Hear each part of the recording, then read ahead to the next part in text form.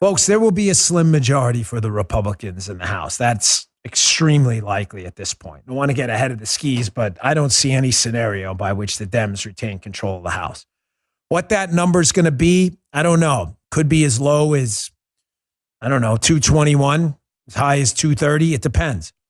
But I can tell you, if it's around 224 to 226, a Republican majority, remember, you need 218 to have a majority in the House.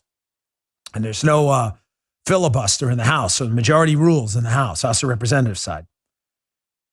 Let me tell you something, folks.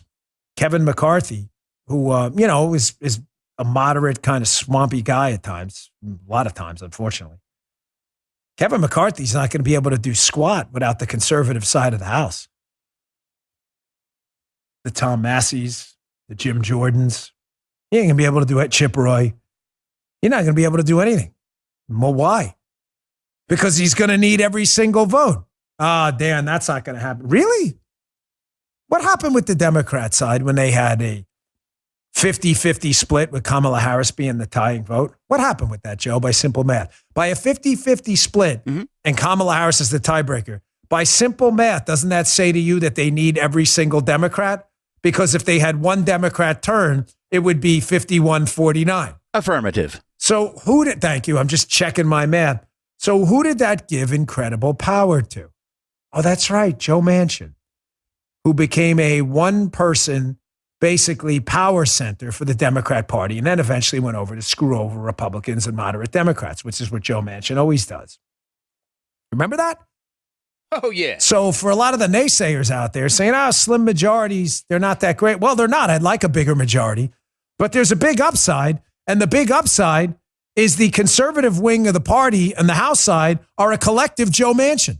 If the Freedom Caucus votes in a block right now, do you understand Kevin McCarthy can't do anything? If they had, say, let's give a ridiculous number, say they had a 260-seat majority. You're talking about, a whole legions of Republicans that could go vote against stuff, and McCarthy wouldn't need you. All he'd have to do is hold the swamp together. Just 218 of 260. That's all he'd need. Folks, if he needs 218 to vote and he gets a majority of 222, he can only lose 4. The Freedom Caucus has far more members than that. The Freedom Caucus can now just walk into McCarthy's office and say, we want X. You're not getting X. You're not getting anything then. Not to mention one more thing. McCarthy needs to be elected Speaker of the House. Oh, yeah. He's going to need the Freedom Caucus for that, too. What do you think? He's going to get help from Democrats? Now we get to go and push for chairmanships.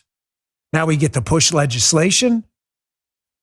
Folks, a slim majority is not the best scenario, but it's also not the worst. Now, true conservatism is finally going to take back the party, just like what happened on the left.